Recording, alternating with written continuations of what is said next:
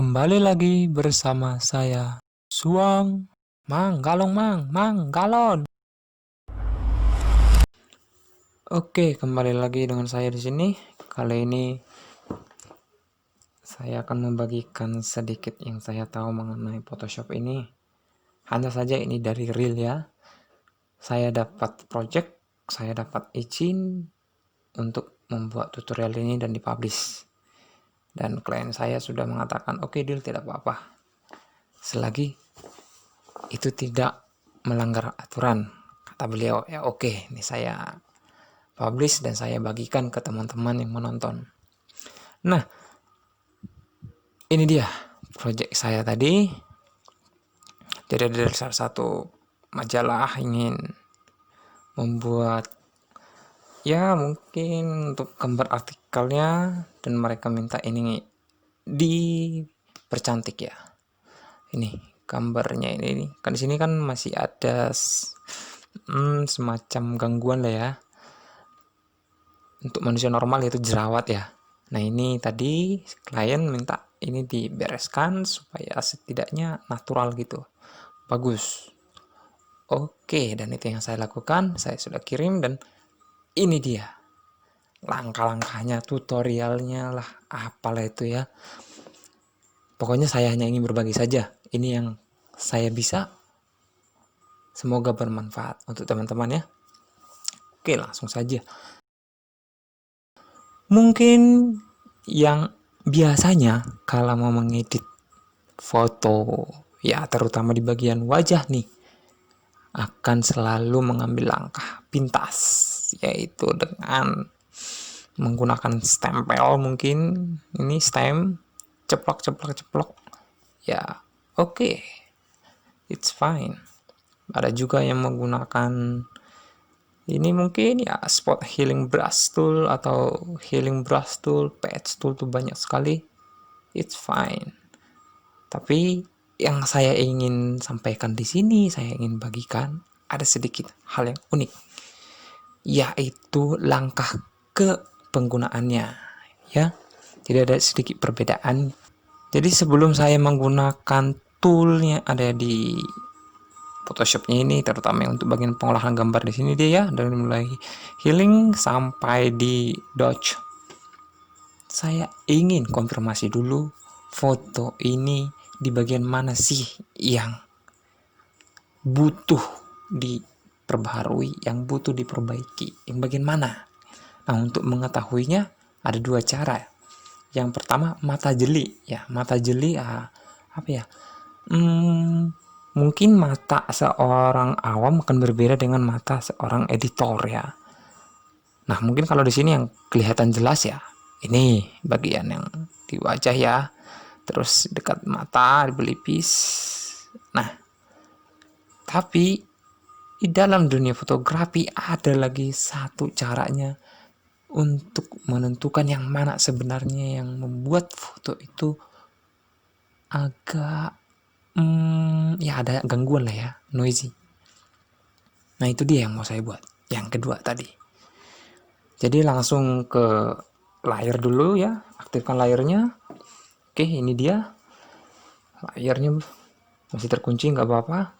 Setelah ini akan saya tunjukkan caranya bagaimana mengetahui di wajah ini ada yang kurang dan lebih terperinci lagi, yaitu masuk saja ke adjustment ya, lalu pilih di black and white. Oke, mungkin banyak berpikir black and white ya hanya untuk mengubah gambar dari yang cerah ke monochrome.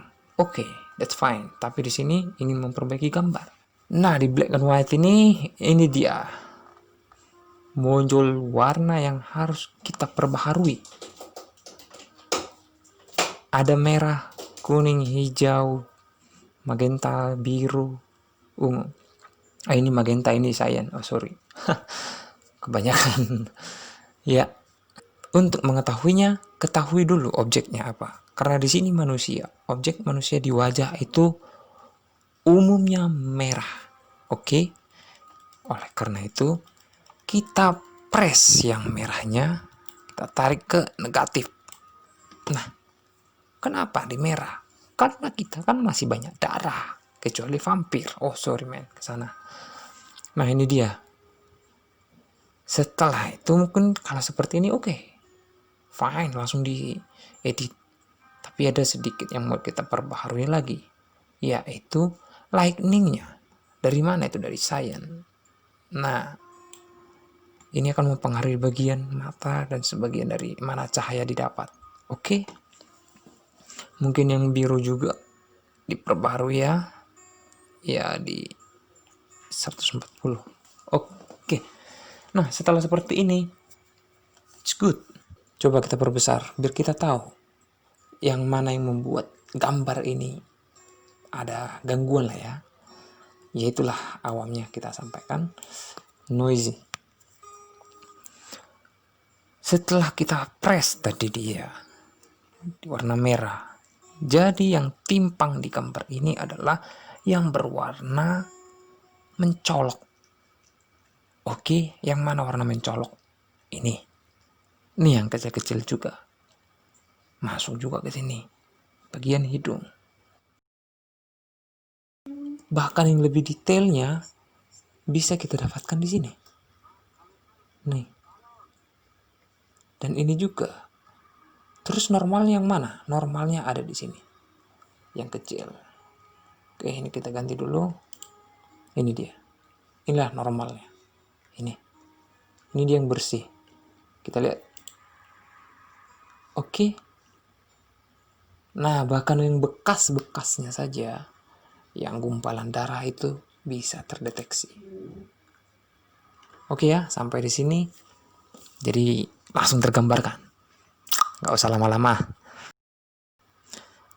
Oke, selanjutnya kita buat tempat untuk menjembatani apa yang kita ubah dengan aslinya. Yang asli kan ini. Yang ingin kita pakai mengubah black. Ini kan, ini dia layarnya. Sementara jembatannya harus ada. Kenapa kita butuh jembatan? Bagaimana atau pasti sebagai manusia, ya ketidaknormalan itu ada. Ya, maksudnya ketidaknormalan ada.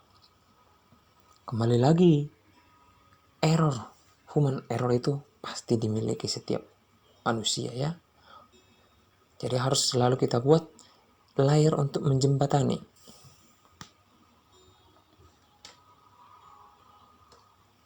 Oke, kita buat langsung layernya. Ingat, layernya bukan di atas black and white, tapi harus di antara black and white dan background. Coba kita klik. Lah, mungkin ya bisa saja kita pindahkan ke bawah. Tapi ingat, jangan mau kerja capek. Ya, Photoshop menawarkan shortcut, akses cepat. Jadi ini kita hapus dulu. Oke, nah ini tadi kan yang aktif. Gimana caranya membuat layer baru di bawah layer aktif? Gampang. Kalau tadi kan 2 kali kerja, kita klik dulu new layer, dia pindah ke atas, kita pindahkan 2 kali kerja. Ini 1 kali. Tekan tombol control, lalu klik new layer. Maka dia langsung otomatis berada di bawah layer yang aktif tadi. Nah ini dia layer 1. Ya mungkin kita ganti aja lah namanya ya, untuk memudahkan. Sorry. Sampah apalah ya, jerawat lah. Jerawatku. Oke. Untuk memudahkan pola pikir kita aja mengubahnya. Ya. Nah inilah tempatnya. Di sini semua nanti perubahannya itu. Oke. Setelah itu pilih di healing ini, klik kanan dulu, healing brush tool. Alright. Nah, ada hal yang perlu kamu teliti bila ingin memanfaatkan healing brush tool dengan ada jembatan layer sehingga menghasilkan karya yang baik, yaitu di modenya. Lihat dulu, modenya ini oke buat di normal ya, bukan replace. Source-nya di pattern, terus sampel. Nah, sampelnya ini ada 3 ini. Ada current layer, current and below, all layer. Saya sarankan, karena posisi layer jerawatku itu ada di tengah sebagai perantara ataupun jembatannya, maka pilihlah current and below. Alasannya, oke, tunggu video selanjutnya saja ya. Ya, langsung kita kerjakan saja. Menggunakan healing brush tool ini akan sangat mudah, terutama yang sudah pernah menggunakan Photoshop. Oke, sama halnya saja. Klik Alt sekali, ya. Lalu kita mulai operasikan. Coba kita lihat hasilnya. Sebelum, nah, ya kelihatannya. Nah, oke, jadi sudah paham sampai di sini kan? Dan exactly pekerjaanmu akan lebih cepat. Dan ingat, bukan asal cepatnya juga, lebih bagus. Dan kamu bisa tahu yang mana saja yang perlu diperbaiki, yang mana perlu kita tinggalkan. Oke, sampai di sini kita atur dulu spacingnya, karena di sini bagian objek halus, spacingnya kita atur saja ke 50% ya. Oke, setelah itu kerjakan aja. Ya, hanya begini saja nanti. Oke, untuk menghemat waktu, nanti saya percepat videonya ya. Oke, tunggu saja.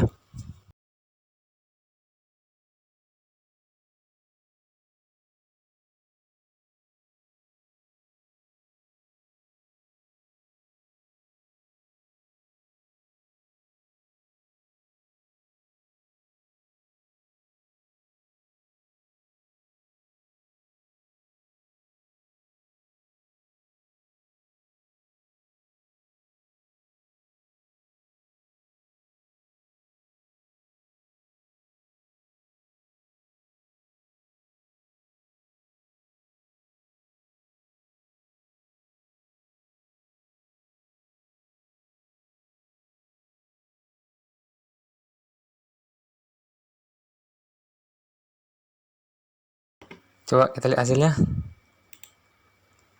Wow, men. Gimana? Kita perbesar dulu. Sini ada sedikit ya. Ya. Nah, itu dia fungsinya ini tadi. Itulah kenapa kita perlu menggunakannya. Ini tinggal kita hapus saja sedikit. Oke, kita pakai lagi.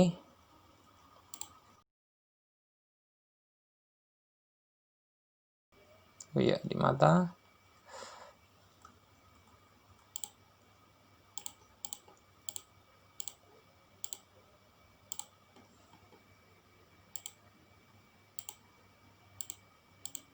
Supaya dia nanti lebih fresh ya.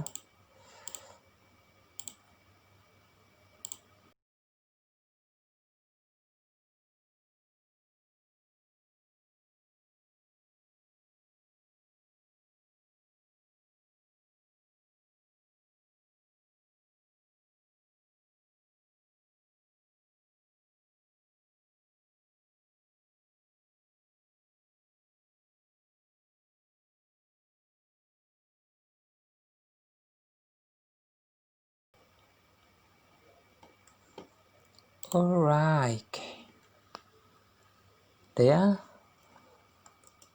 Dapat detailnya juga. Sudah.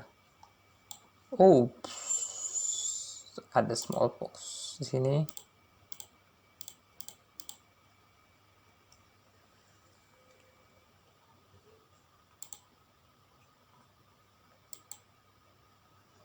Oke.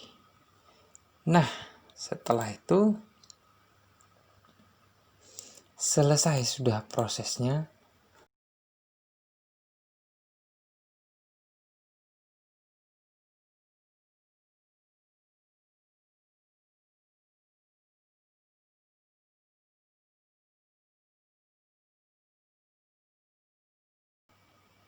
Ada yang terlupa ya, sedikit di sini. Oke. Kita perbesar. kita kurangi spacingnya, kita tambahkan 40%. Ini kita tambah juga.